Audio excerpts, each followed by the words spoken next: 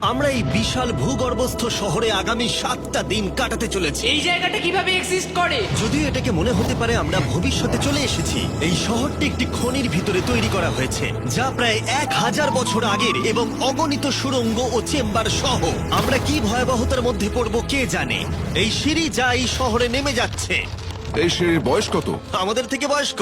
ঠিক আছে, এখন আমরা নিচে আছি। সিলিংটা একবার দেখো কত উঁচুতে। ওয়াও!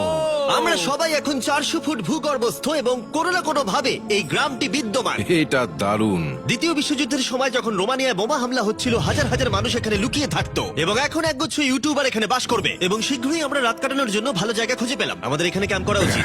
তুমি বস। আমাদের সব জিনিসপত্র ওখানে আছে, তাই হোম বেস সিদ্ধান্ত নিয়ে আমরা আমাদের ব্যাগগুলো ধরতে গেছিলাম এবং আমাদের সম্মিলিত মস্তিষ্কের শক্তি ব্যবহার করে আমরা তাদের ক্যাম্পে নামানোর উপায় আবিষ্কার করেছি।